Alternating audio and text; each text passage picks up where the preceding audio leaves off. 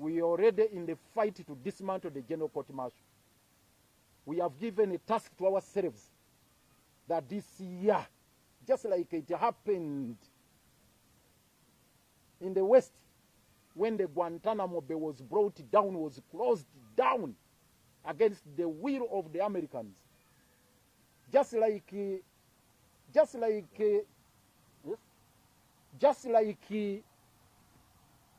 this regime was forced to close down the notorious Nalufenya and Wembley. This year we want the General Court Martial dismantled. It's a mission. All of you should take it as an assignment. We want to assure Mr. Museveni that his evil mission of executing or guillotining Dr. Besigye using the General Court Martial will definitely boomerang. Fellow Ugandans, comrades in the struggle, members of the press, ladies and gentlemen, as the new year 2025 unfolds, we wish to address the country on the state of affairs of the country, specifically the state of the liberation struggle in our motherland. It would rather be an ingratitude not to thank the Almighty God, whose divine providence has guided and seen us through through a number of tumultuous episodes throughout the year. Sustaining a protracted struggle takes great sacrifice, commitment, resilience, and patriotism, especially under the prevailing political terrain, where the junta is brazenly unleashing terror on the helpless and debilitated citizenry.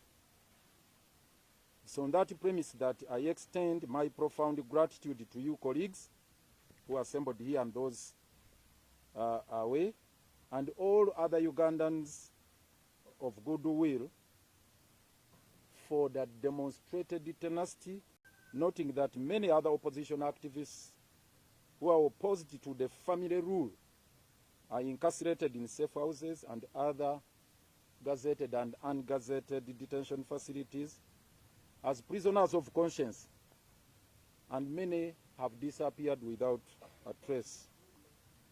We do commiserate with their loved ones who are enduring multitudes of vagaries associated with the absence of their loved ones.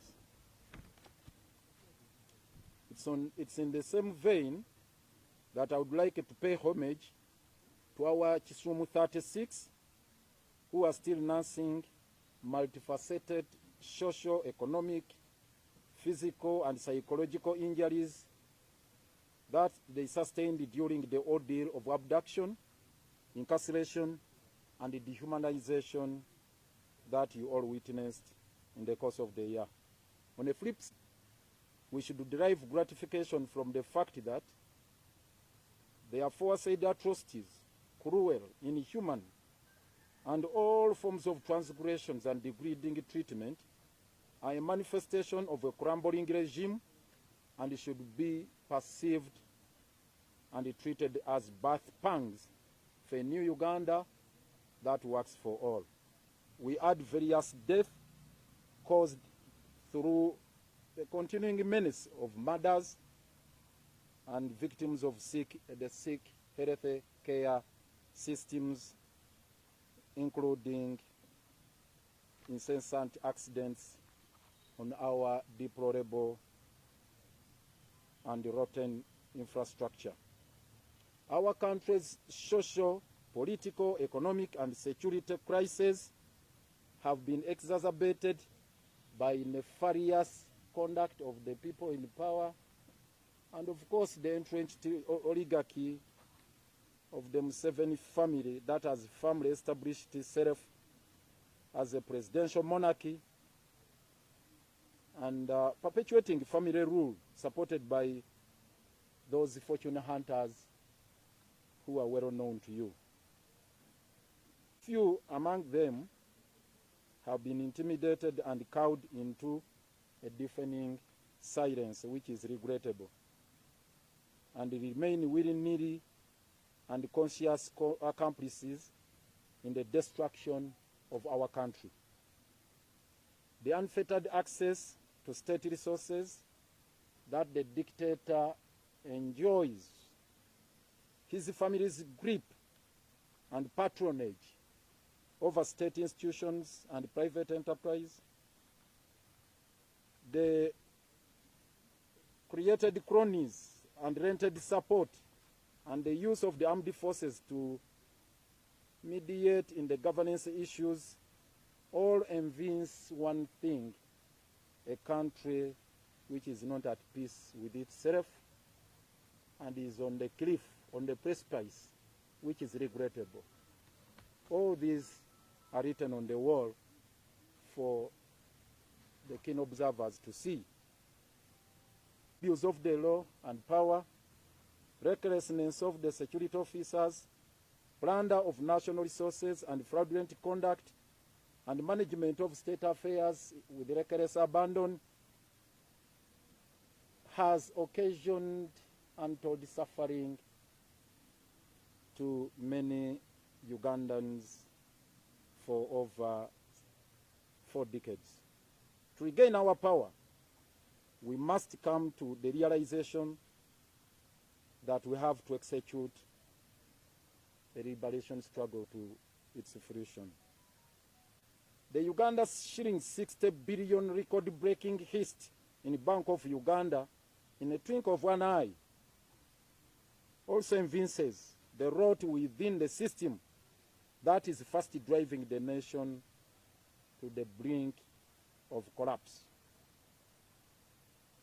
The hallmark of the entrenchment of the family rule is best manifested in the callous act of Mr. Museveni appointing his son, General Muhoozi Kainerugaba, as the CDF, and whose reprehensible disposition, antics, and statements speak to the brokenness of the state structure. Those 2 incidents define what the situation is, the situation we are grappling with. That bloody plunder in Bank of Uganda, which happened in the split of a second. 60 billion siphoned off Bank of Uganda. It's an epitome of the tragedy we are confronted with as a country. And the appointment of Museveni's son as the CDF, the commander of defense forces, it epitomizes the callousness of Mr. Museveni in abusing power and entrenching family rule. Those are two incidents. They're enough to define the tragedy that befell this country. The aforesaid deplorable state of affairs, coupled with the tainted human rights record, which has invited international sanctions against a number of state actors, has regrettably dented Uganda's image internationally to the extent of being clustered amongst pariah states. You can imagine. Uganda is now a laughing stock. Those who are following the antics of Muhoozi, the CDF, will no doubt have to think twice about either investing in Uganda or visiting Uganda or in any way having connection or association with our motherland. Not only within the region, but internationally, to the extent that even threatened to invade the U.S. Embassy and evict the ambassador, to invade Sudan, to invade Kenya, and so on and so forth. The rantings, which are not on a daily basis, on an annual basis, but they are day in, day out, 24/7, coming from a person who is in charge of, who is actually at the epitome, the apex of our security apparatus, is one matter which should worry all of us. Indeed, we are a pariah state in the eyes of the international community. The year 2024 has ended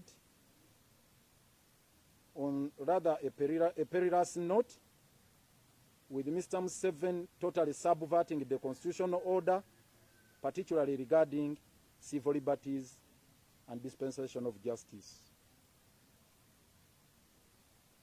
The escalating spate of abductions and the use of kangaroo military tribunal as a tool of persecution of political opponents is such a worrying trend as we usher in a politically charged and volatile year 2025. The trend is worrying. The subversion of the constitutional order, the statements coming from General Kaguta Museveni. I have spoken to the Chief Justice about issues of bail.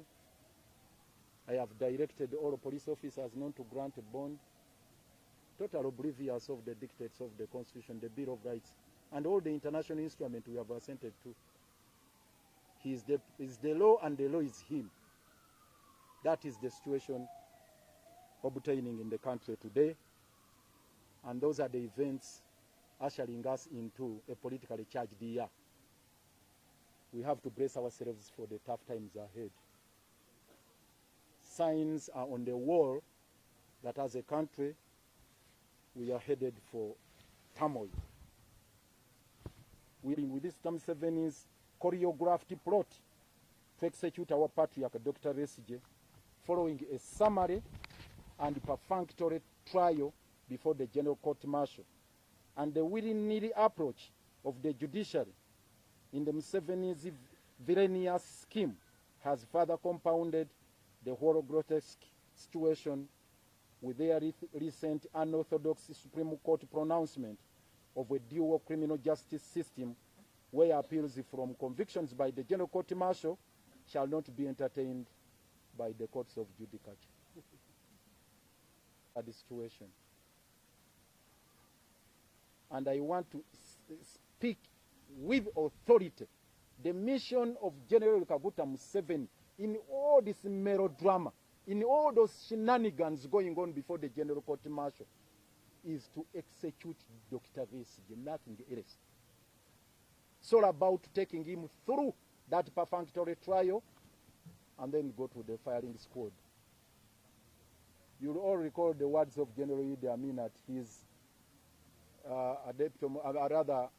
during his heydays, when he established the Economic Crimes Tribunal and also the General Court. He didn't call it actually court, his tribunal.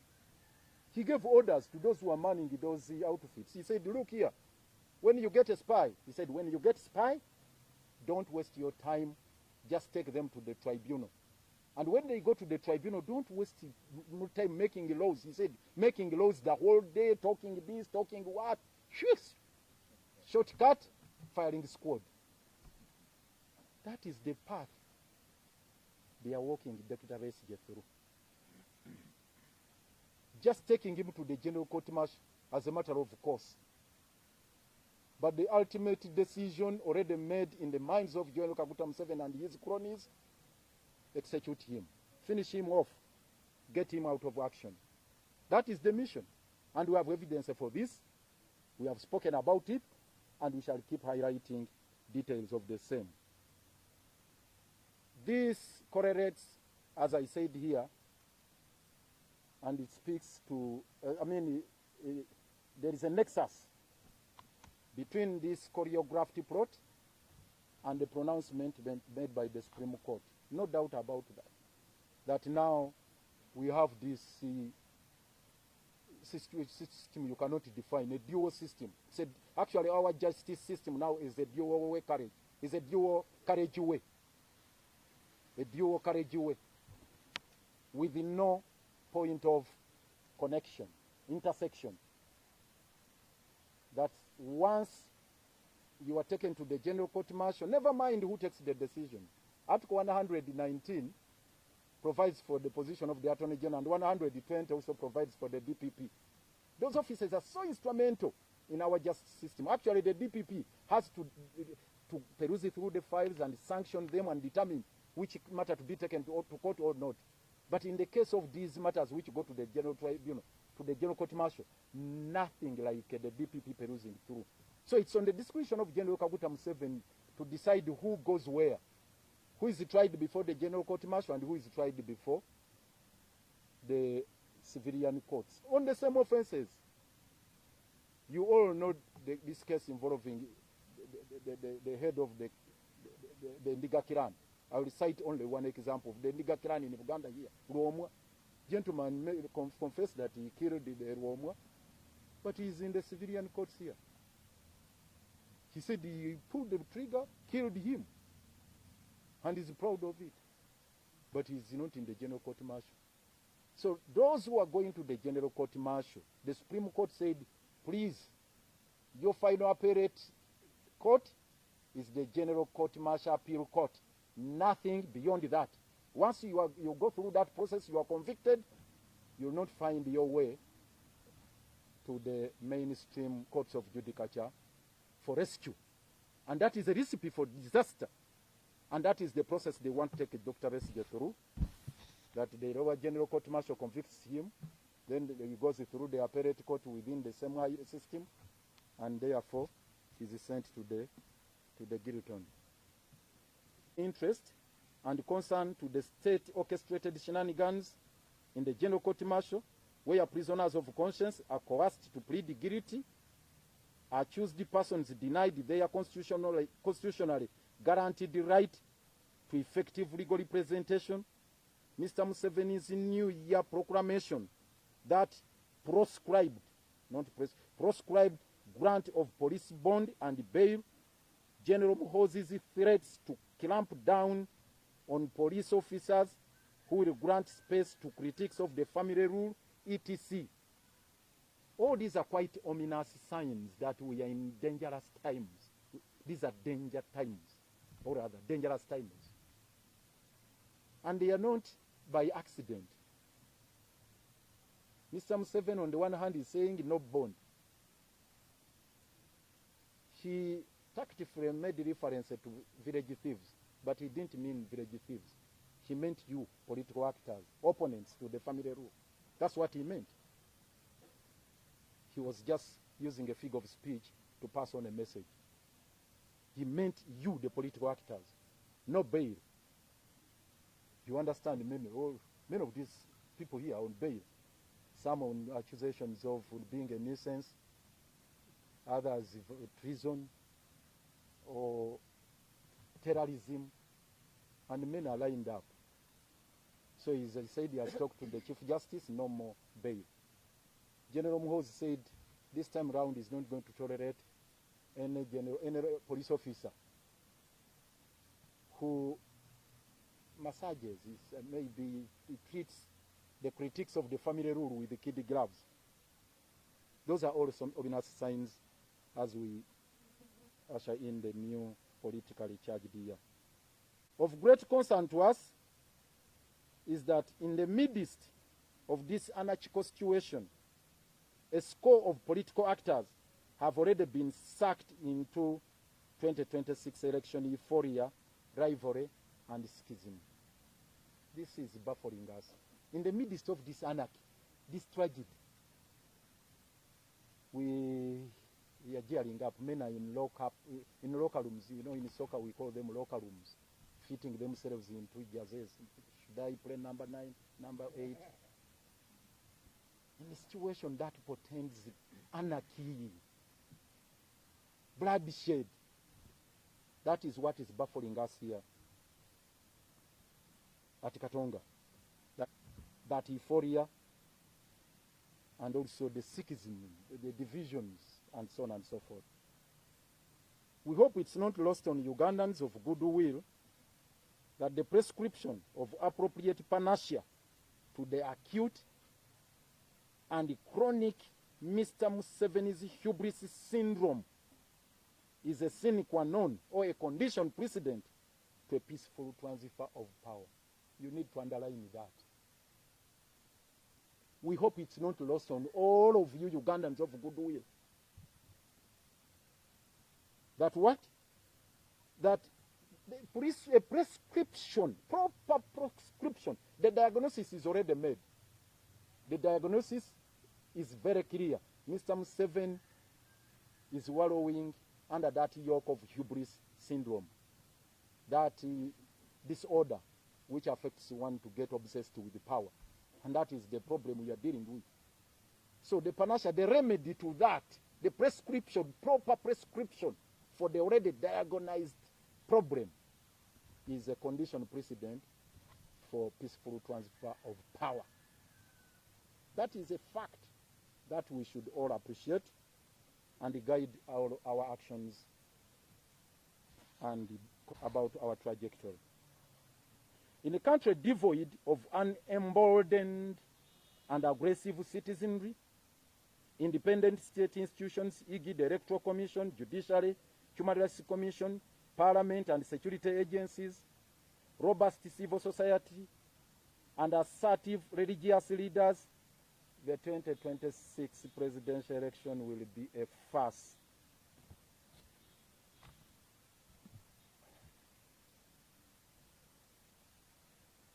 I need to repeat this. In a country devoid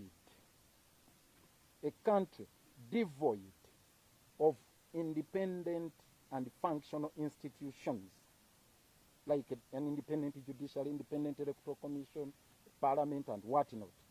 A country devoid of unemboldened and aggressive citizenry. A country devoid of a robust civil society. Devoid of an assertive religious leadership or clerics. 2026 election, particularly presidential election, is a farce. Any meaningful conversation and efforts at redeeming this nation should be geared towards addressing those critical issues. In other words, the grand reset of our country is absolutely necessary to engender free competition for power and ensuring that the sovereignty of the people reigns supreme. Needless to mention that our ongoing transition agenda from the tainted FDC to PFF is largely informed by our espoused values and long-standing commitment to that cause. We need to re-echo this message so that it sinks deep within the minds of those doubting Thomases and our detractors. Our cautious decision, painful as it is, or it was, to transition from the FDC that has been painstakingly been built over 20 years, because it's now 20 years, to morph into another outfit called the PFF was basically informed by this long-standing commitment to this cause of a grand reset, to have a country that works for us, where the sovereignty of the people reigns supreme.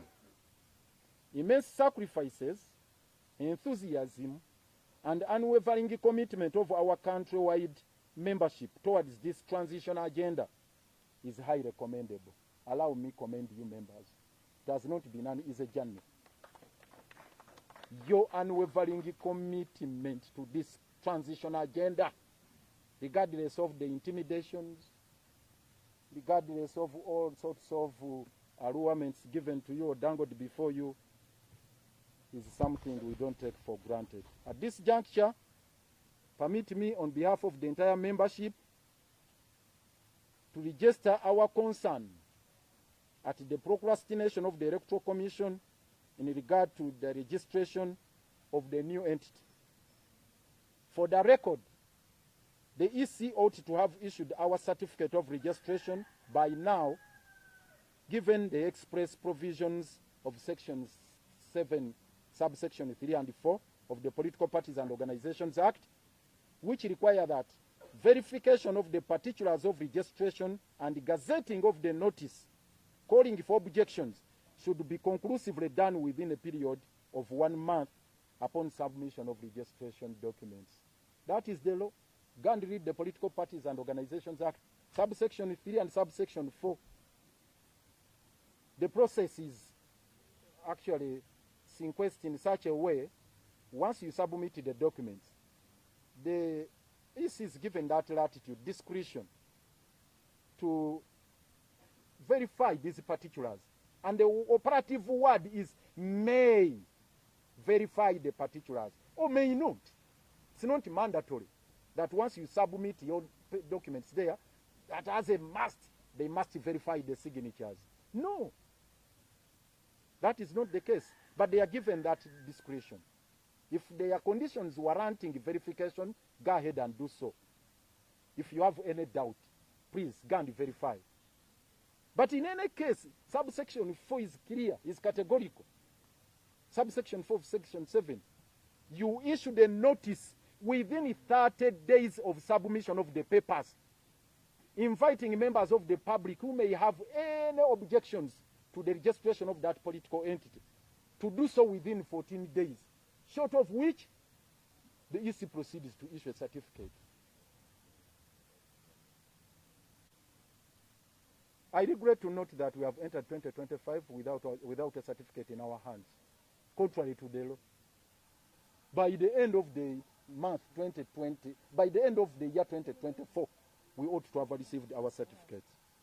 Unfortunately, the EC is still kicking cans down the road. Way forward. Mission today is to dismantle the predatory Kaguta family rule and reverse the power relations in the manner that will engender a political dispensation where the gun is subservient to civilian authority. You need to understand our mission. To dismantle the predatory Kaguta family rule, reverse the power relations in such a manner that will engender a political dispensation where the gun rule is subservient to the civilian authority. That is the core mission and agenda. Our country remains dichotomized between the oppressors and the oppressed, with the family rule in control of the country's wealth. The struggle to reverse this cannot be limited to any color, creed, political party, or religious affiliation. The efforts at dismantling a dictatorship cannot and have never been a partisan matter. Collaboration, cooperation, and synergy building across the forces of change is absolutely necessary and inevitable. The above calls for serious mobilization and organization of the population, establishment of leadership structures and programs of action that empower and focus the marginalized majority to the desired change. To achieve the desired change, from the military regime to a democratic dispensation, using non-violent means, it's vital that change-seeking formations work together. Regrettably, Uganda's change-seeking formations are discordant, sometimes even antagonistic, and we are saying unified approaches have successfully worked elsewhere to bring a critical mass of citizens to push back and assert their will through non-violent means. This would work here too. We are convinced about the potence of this weapon of mass, critical mass. We are of the effectiveness. All we need is just more traction, more effort to achieve the desired goal. We shall therefore invest our energies and resources in the unfolding year in the following. Number one, in galvanizing the critical mass in concert with other change-seeking forces, building on the initiatives and minimum joint programs already underway, as commanded by Article 3 of the Constitution of the Republic of Uganda, mobilizing and organizing Ugandans to understand and appreciate the desired unity, build citizen activist structures, and coordinate covert and overt groups for non-violent activities against the dictatorship. This has been our journey. It has been the mainstay of our struggle and we are not about to waver. No way to relenting. We are continuing with that struggle. Number 2, we shall evaluate strategies on how to engage in the elections for the main purpose of advancing the protracted struggle to free the state from captivity of the struggle. Because I know many of you are asking, yes, are you participating in elections? Are you boycotting? That question shouldn't feature at all. We have told you, I'm just re-echoing our position, that we have always participated in elections with that strategy of advancing the struggle. And we're evaluating now the strategies on how to do it. That's now what we are exploring, because the dynamics keep shifting.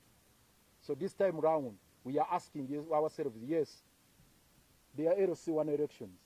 The elections which are going to take place in 2020, their nomination, this, blah, blah, blah. And different actors are there in the field, and so on and so forth.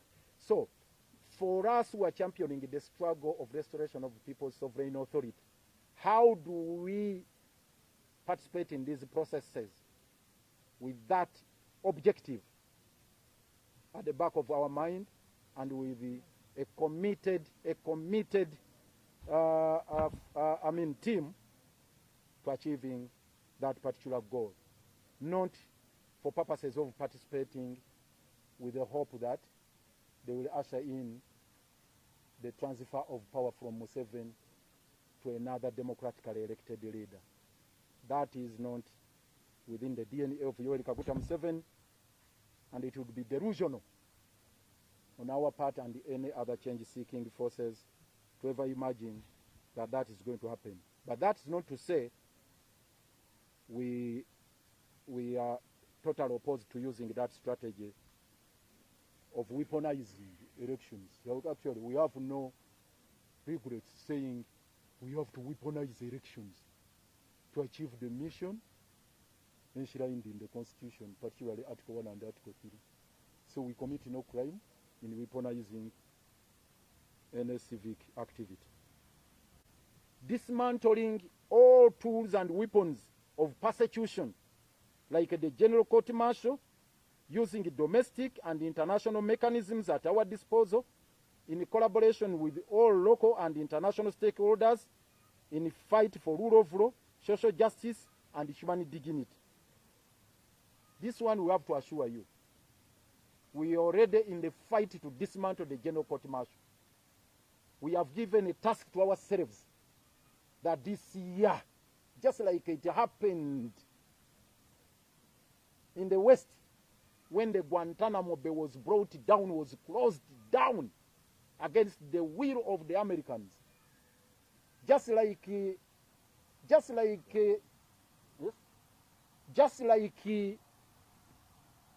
this regime was forced to close down the notorious Nalufenya and Wembley.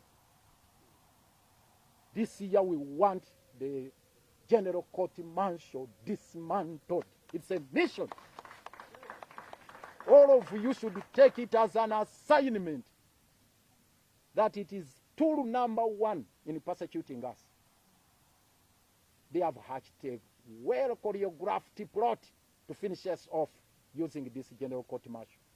And we must not give them that space. And it's on this note that we want to assure Mr. Museveni that his evil mission of executing or guillotining Dr. Besigye using the General Court Martial will definitely boomerang. This message should be very clear to Yoweri Kaguta Museveni. He wants to use the General Court Martial to finish off Dr. Chiza Besigye, to kill him. You know, it's another form of extrajudicial killing. It's another form of extra-legal killing.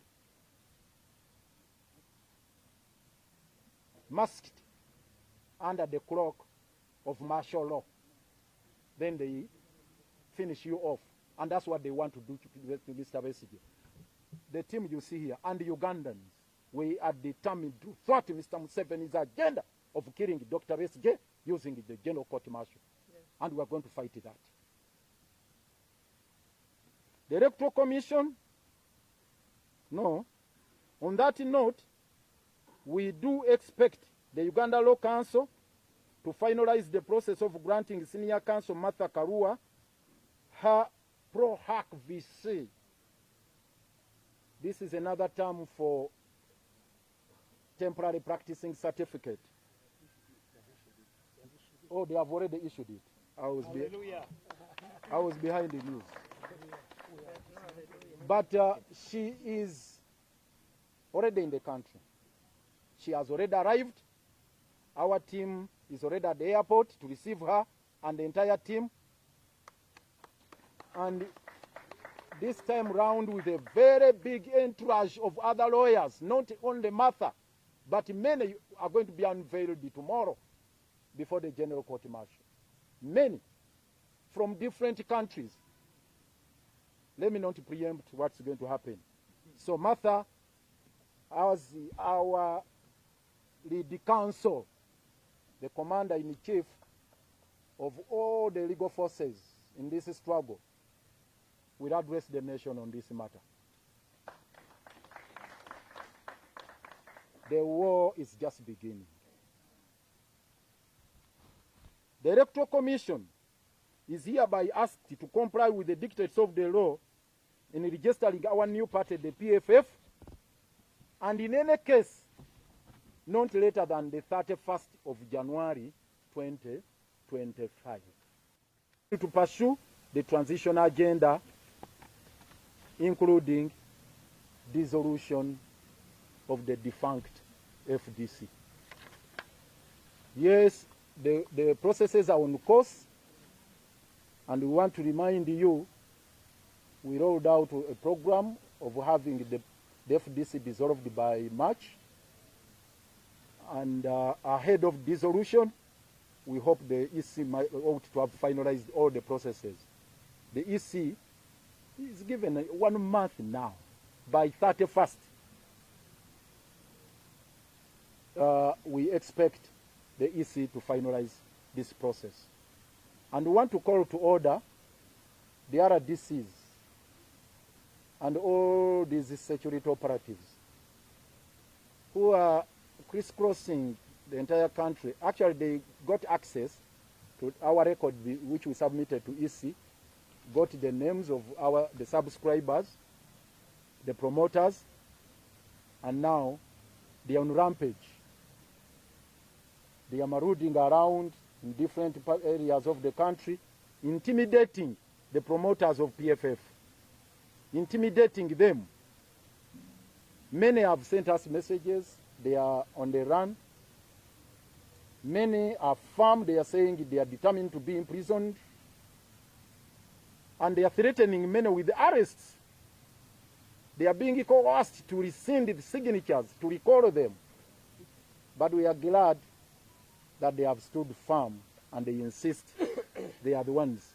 Yes, the EC keeps calling them. We are getting feedbacks from the field. All of them, because all the particulars are there, not only NIN numbers, but also telephone contacts. They are being called by the EC officials, left, right, center.